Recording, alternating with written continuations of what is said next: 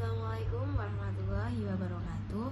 Kami dari kelompok 6 akan mempresentasikan tentang kontribusi Islam terhadap peradaban dunia.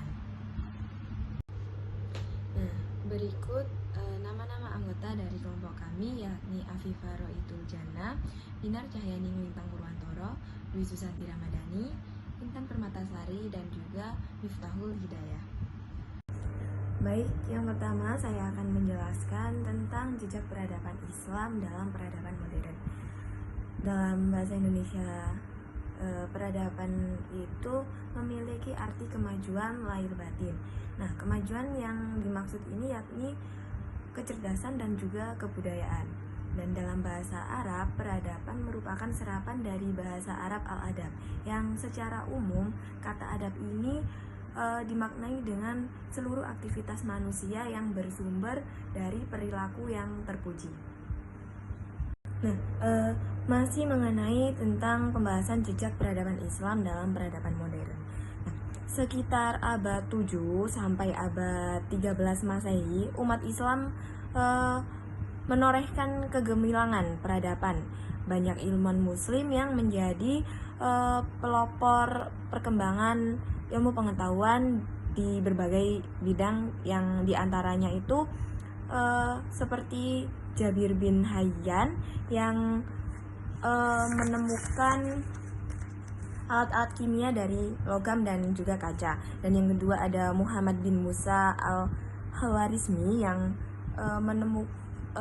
mengutip angka-angka India dan mengarang buku algoritma yang menjadi rujukan para ilmuwan, pebisnis, dan juga insinyur. Dan selanjutnya juga ada Al-Kindi. Nah, Al-Kindi ini dalam bidang astronomi dia menyatakan dampak posisi planet pada keadaan di bumi seperti pasang surut air laut. Dan yang terakhir ada Ibnu Sina.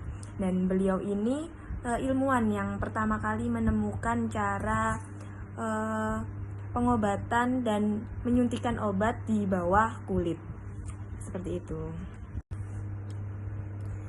Baik, yang kedua ada faktor kemunduran umat Islam. Di sini juga disebabkan oleh dua hal, yakni secara politik dan juga secara moral. Dan secara politik di sini dikarenakan telah terjadi friksi dan konflik di antara putra mahkota dan melibatkan kekuatan militer untuk saling berebut kekuasaan.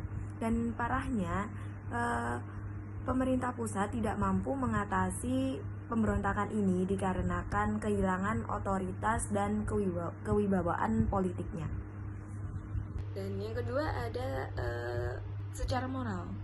Ya, di sini dikarenakan penguasa kehilangan kredibilitasnya, dikarenakan berperilaku nista dan meninggalkan ajaran Islam. Nah, mereka itu menjadi penguasa serakah, pemuja harta, tahta, dan juga wanita. Ketertinggalan umat Islam di bidang iptek dan budaya. Penyebab ketertinggalan ini tak lain adalah karena umat Islam yang lalai dalam memahami serta mengamalkan ajaran agama yang ada pada saat itu, serta adanya pola pikir tradisional dan tidak menguasai perkembangan iptek yang terjadi.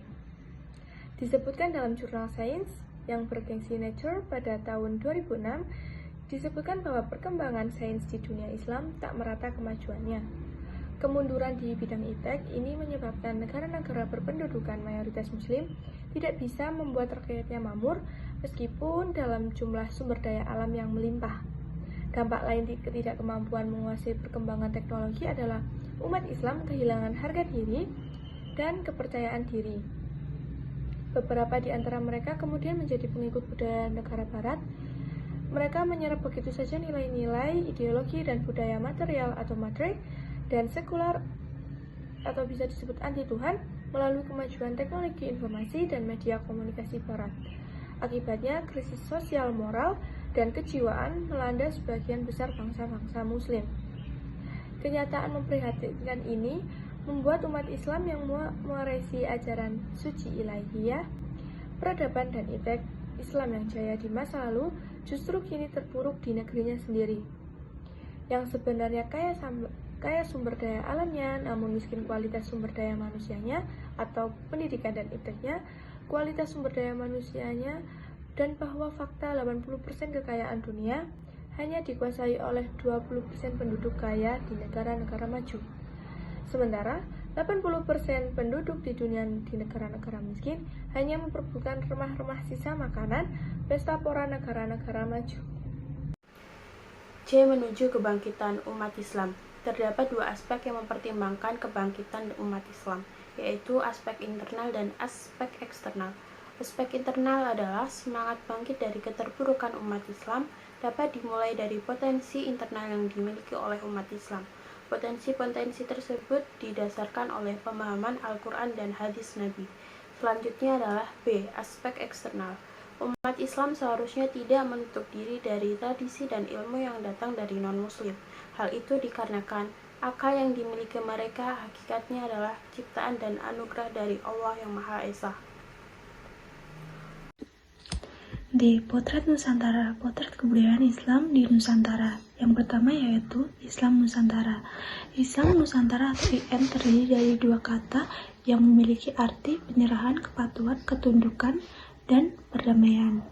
Berdasarkan pengertian tersebut, IN adalah ajaran agama yang terdapat dalam Al-Quran dan hadis yang dipraktekkan oleh Nabi Muhammad yang diikuti oleh penduduk asli Nusantara. Yang kedua yaitu kebudayaan Islam Nusantara. Yang pertama yaitu A. Kerajaan-kerajaan Islam. Kerajaan Islam yang pertama kali berdiri di Nusantara adalah Kerajaan Samudra Pasai yang terletak di pesisir laut Aceh. Pertengahan abad ke-13 Masehi, daerah ini disinggahi oleh pedagang muslim pada abad ke-7 sampai ke-8 Masehi. Pendirinya yaitu Malik al-Saleh. Selanjutnya yaitu Kerajaan Aceh yang terletak di daerah sekarang yang dikenal dengan nama Kerajaan Aceh Besar. Raja pertama kali yang memerintah Kerajaan Aceh adalah ahli Muhayyad Syah. Sedangkan di wilayah Jawa terdapat Kerajaan Demak dipimpin oleh Sunan Ampel. Denta. Yang kedua yaitu wujud peradaban Islam di Indonesia. Wujud peradaban Islam di Indonesia dibagi tiga, yaitu birokrasi keagamaan, ulama dan karya-karyanya. Yang ketiga yaitu arsitek bangunan. Dari hasil pengamatan terhadap peradaban Islam di Indonesia, terlihat jelas adanya akulturasi budaya Islam dan budaya lokal yang melekat dan pada bentuk-bentuk kebudayaannya. Seni Islam dalam peradaban Indonesia. Dalam Islam, Tuhan bukan hanya Maha Indah, tapi juga sumber keindahan. Alam semesta, tata surya dan dunia dengan segala isinya adalah manifestasi dari keindahan Tuhan. Al-Quran menyatakan bahwa manusia pun diciptakan dengan keindahan dalam surat Al-Mu'min ayat 64 dan surat At-Tin ayat 4 dan surat Az-Zariyat ayat 21. Ajaran Islam telah bertransformasi pada budaya dan seni masyarakat. Seni masyarakat Indonesia yang terwujud dalam seni qiraah, sholawat, gambus, rebana, dan kaligrafi. Seni baca Al-Quran, qiraah, dan sholawat. Peneliti dan pemerhati musik Timur Tengah dari Amerika Serikat menyatakan bahwa Islam, terutama seni baca Al-Quran di Indonesia, adalah inspirasi ketuhanan.